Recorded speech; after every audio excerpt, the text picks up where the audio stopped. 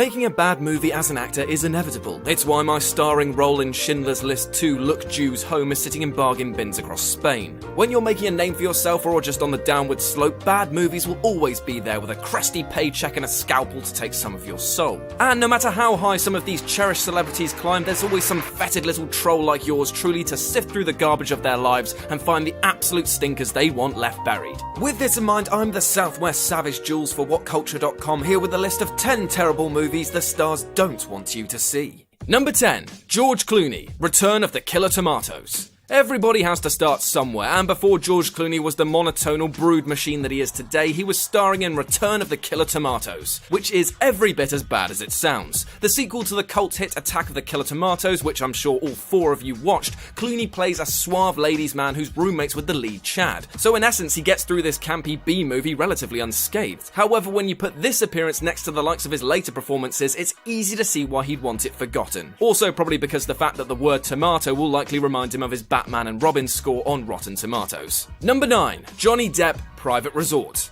Back before he found fame as Tom Hansen in 21 Jump Street, Johnny Depp was struggling to make a name for himself, and he was left alone and devoid of director Tim Burton putting him in odd clothes and telling him to act the same in every film. As such, one of his first and most awful flops was the film Private Resort, the third film in a series by producer R. Ben Ephraim to contain the word private in the title because comedy is hard. It was a low-budget, low-end, low-hanging fruit of a film focusing on sexy teens and jewel theft. It bombed at the box office, was about as funny as child abuse, and is something that Depp would love to make you forget with a wafting of his arms. Number 8. Mark Wahlberg, Fear.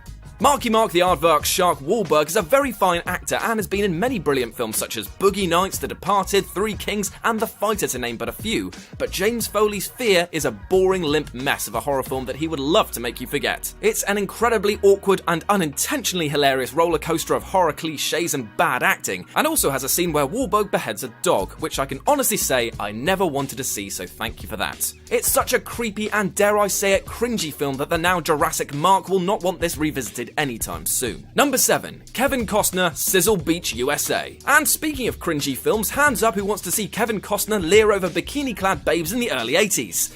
Oh, that's actually quite a lot of you. God, you guys are weird.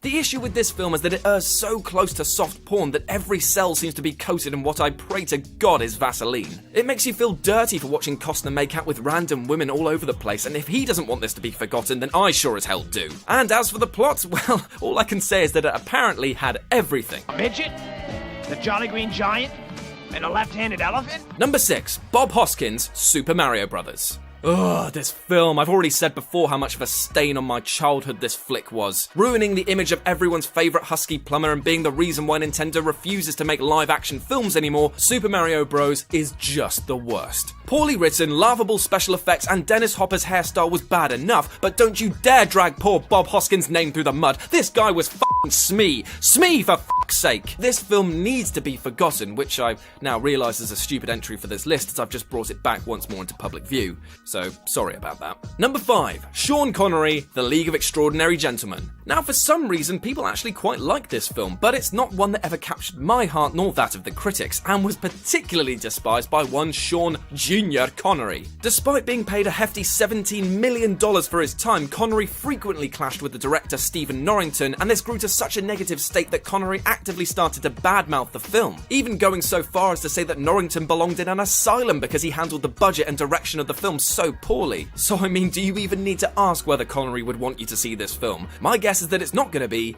Yesh. Number 4. Mila Kunis, American Psycho 2. Now, see, there's a huge problem with American Psycho 2, which you can actually find right even before the film begins. Bret Easton Ellis never wrote a follow-up to his iconic novel. At the time of the film's release, Kunis was most well known for portraying Jackie in That 70s Show and Meg in Family Guy, and not for her movie roles. American Psycho 2 was released direct to DVD and only gained fame off of the novel and the slamming it received from critics and fans of the book. Since the disaster of the movie, Kunis has obviously gone on to become a huge star, but the public backlash to this film probably meant that it was one of the very few videos that Patrick Bateman actually returned. Number 3. Amy Adams, Psycho Beach Party. This one is on the list solely because Amy Adams is actually a pretty decent actress and should have been nowhere near the trite spoof horror surfer flick that was Psycho Beach Party. The film contained writing standards that would make Hacksaw Jim Duggan look like Woody Allen and comedy that felt like being eaten by pigs. Admittedly, this was her second ever role, but I doubt that she nor the rabid slew of internet dogs will ever forget that she had her bikini bottoms torn off during her short time in the film.